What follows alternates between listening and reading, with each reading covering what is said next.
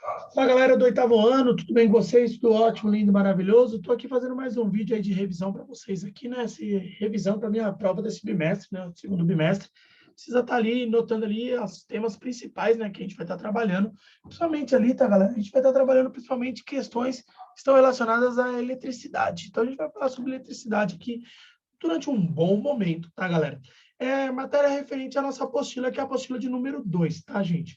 Galera, a primeira coisa que a gente começa ali trabalhando é a ideia de corrente elétrica, né? Não podemos esquecer o que é corrente elétrica, né? Primeira ideia básica aqui é de saber que corrente elétrica é nada mais, nada menos do que o movimento de elétrons. Então, movimento de elétrons. Sempre que eu tenho movimento de elétrons ali dentro de um fio, eu tenho corrente elétrica. Mas para ocorrer esse movimento de elétrons, são necessárias três causas principais, tá bom?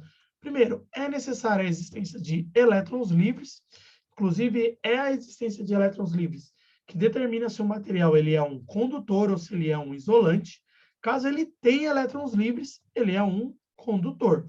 Na falta de elétrons livres, ou seja, caso eu não tenha esses elétrons livres, nós chamamos eles de isolantes, né? Eu queria discutir com vocês.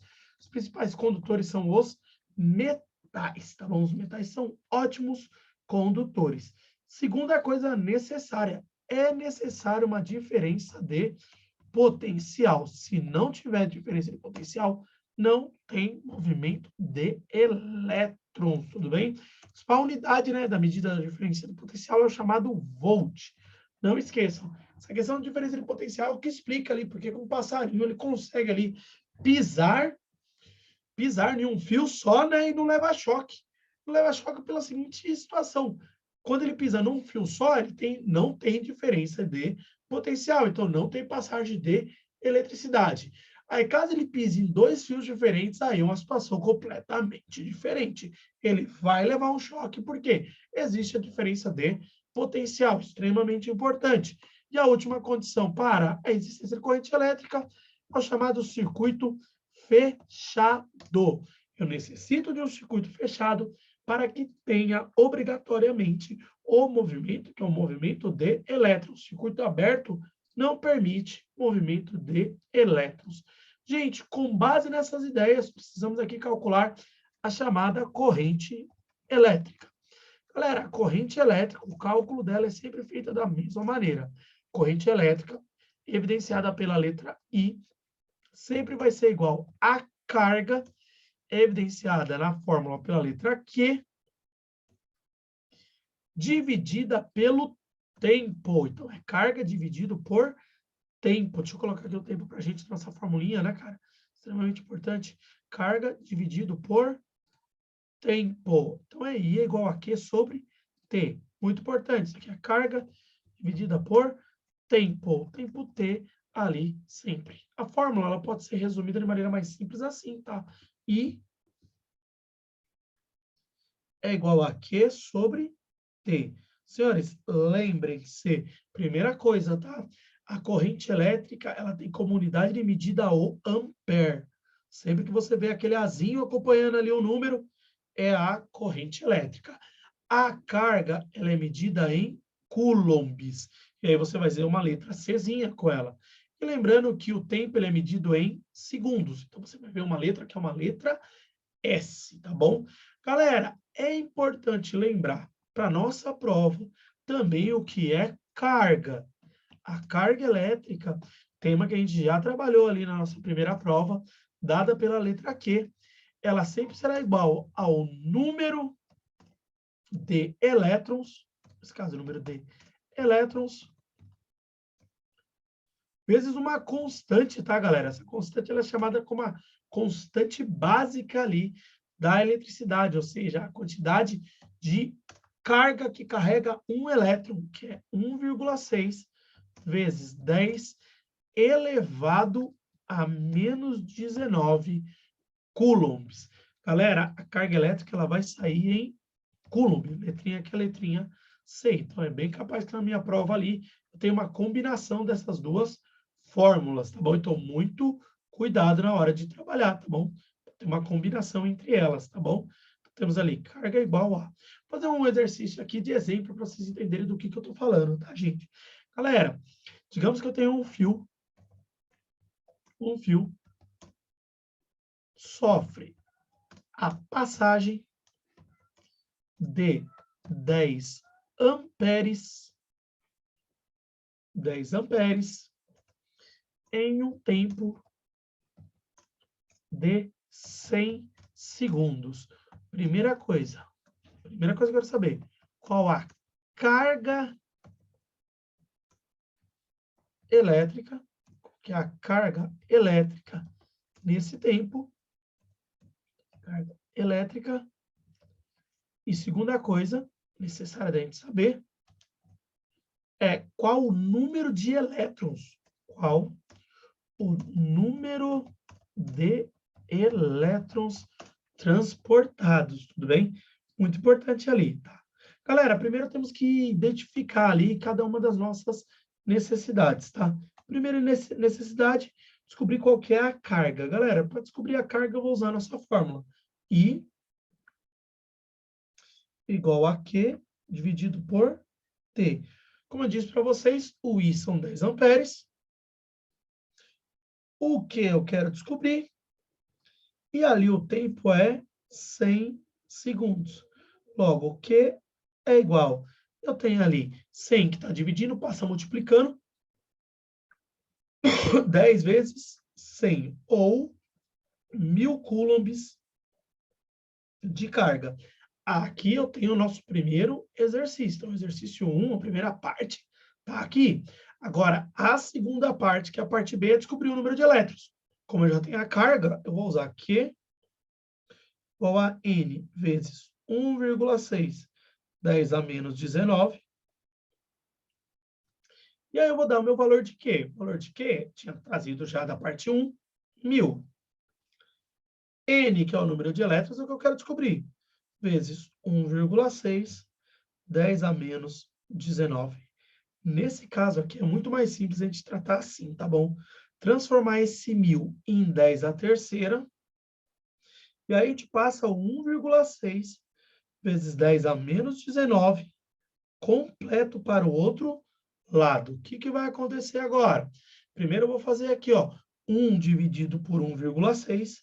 Por que esse 1 dividido por 1,6? Lembrem-se que sempre tem um 1zinho aqui escondido. E aí eu vou lidar com as potências de 10. Galera, na potência de 10 eu sempre vou fazer 10 à terceira menos 19. Por quê? Se eu tenho divisão de potências iguais, eu subtraio os expoentes. Não esquece desse menos, que é extremamente importante. E aí eu vou ter, lembrando ali, ó, já vou fazer a parte do expoente. Menos com menos vai dar mais. Então, vai ficar 3 mais 19 dá 10 a 22. E aí só falta eu fazer o meu 1 dividido por 1,6, tá bom? Pode colocar aqui do lado, não tem problema, ó.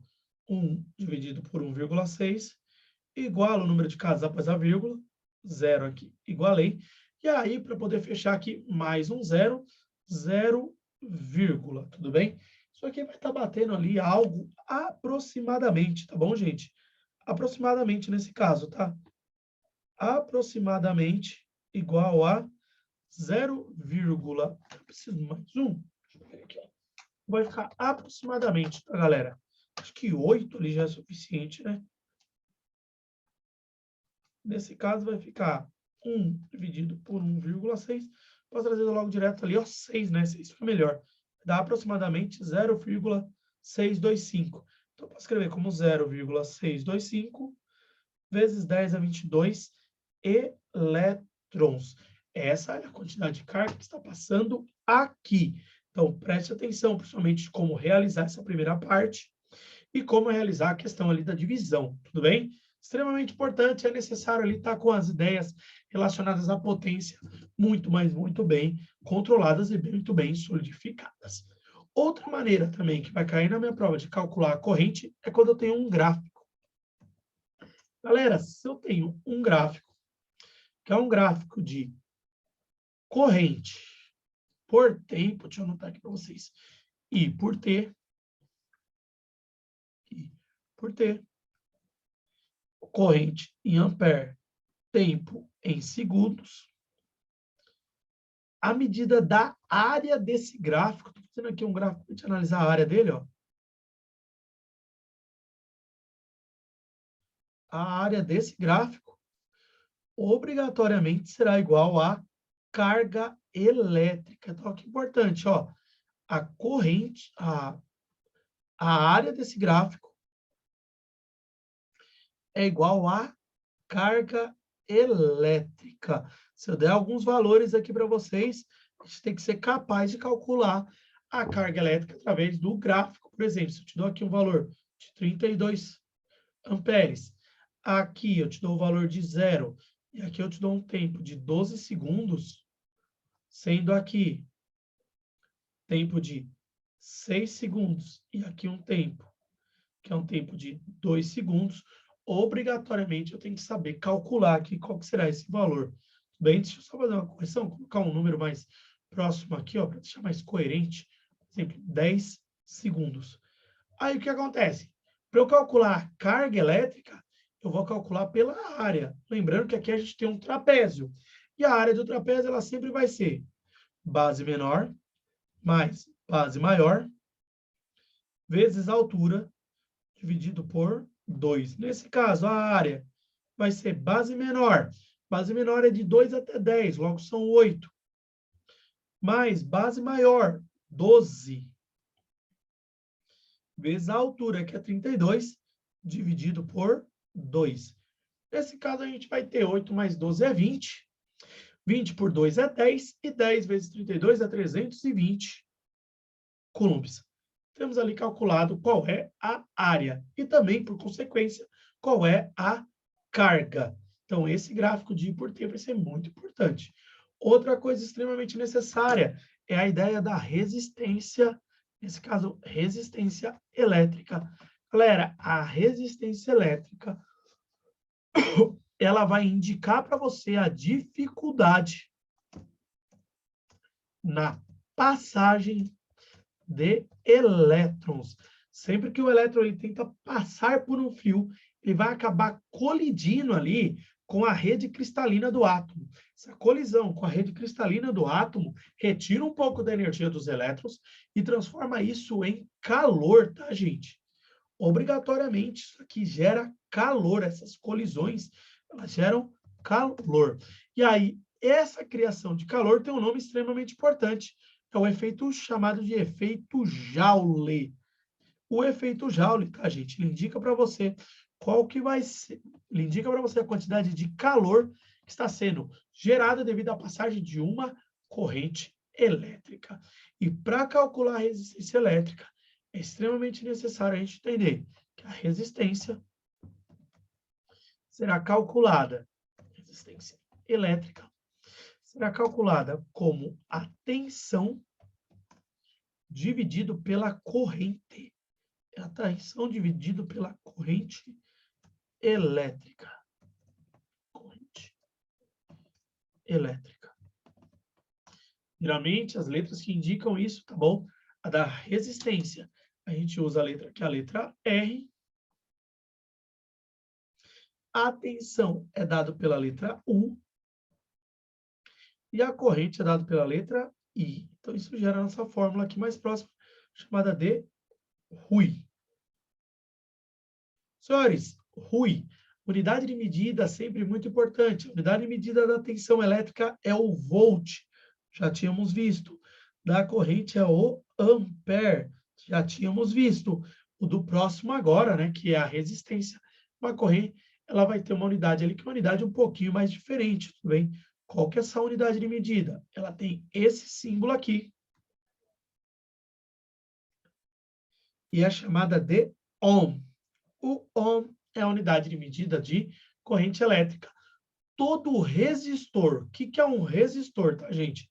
Resistor é um material, todo resistor, é um material que funciona por passagem de corrente elétrica e apresenta aquecimento, seguirá uma lei que é conhecida como Lei de Ohm. Qual que é a famosa Lei de Ohm? Essa daí que nós estamos trabalhando. A Lei de Ohm é igual a R, é igual a U sobre I.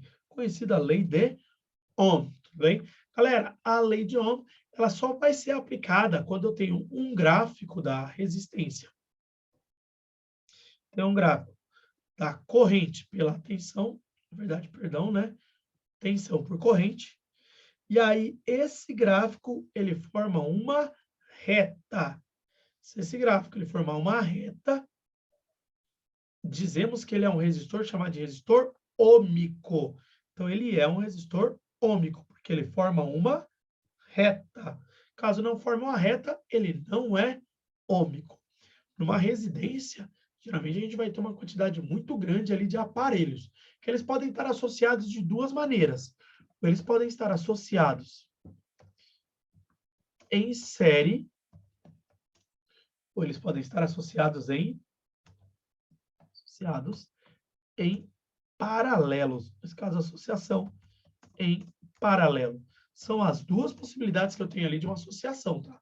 Galera, na associação em série, sempre vou ter aqui, ó, esse símbolo do meu resistor, meu segundo resistor. Aqui eu vou ter o meu símbolo de tensão elétrica, minha tomada, né? Sempre em cima do resistor teremos valores, pode ser 2 ohms e 4 ohms.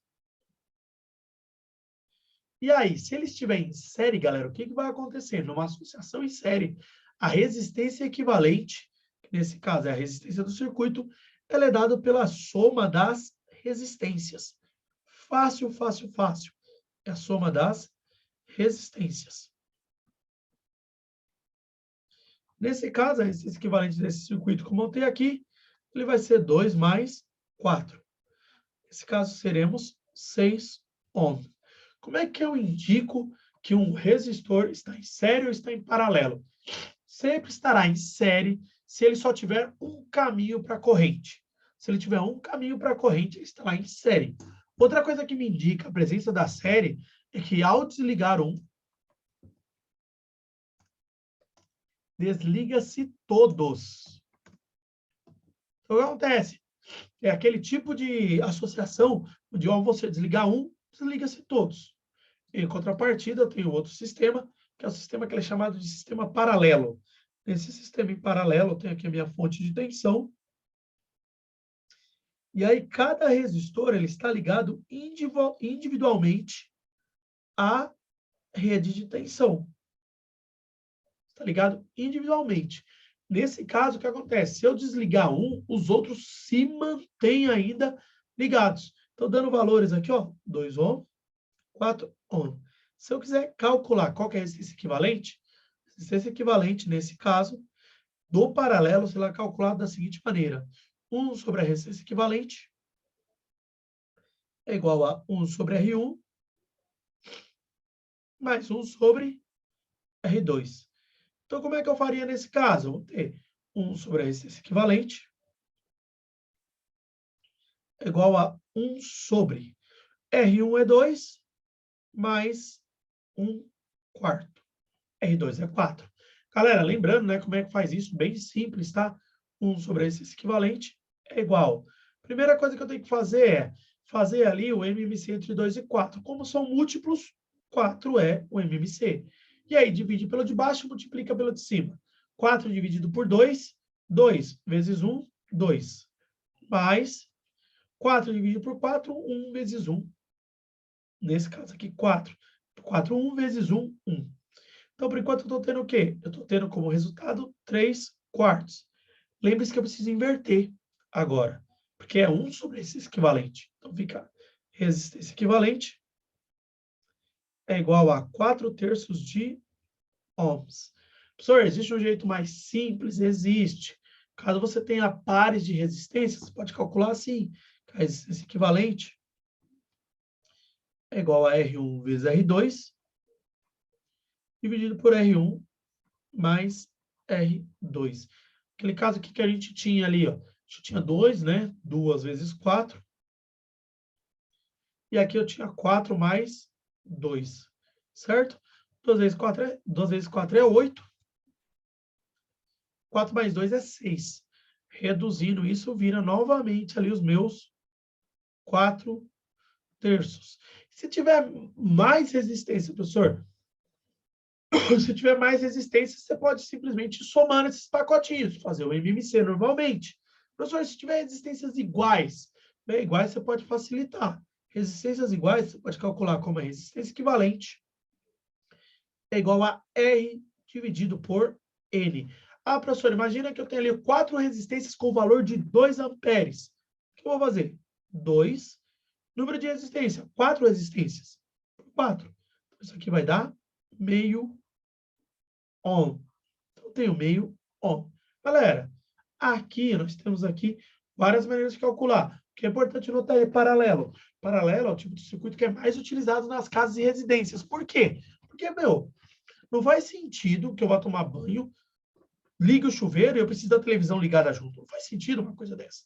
Ou não faz sentido, o paralelo é aquele mais utilizado. Galera, estudem para minha prova.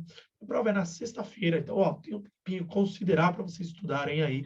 Estudem durante a semana, revejam os exercícios, revejam a revisão e bons estudos. Bye, bye. Até mais.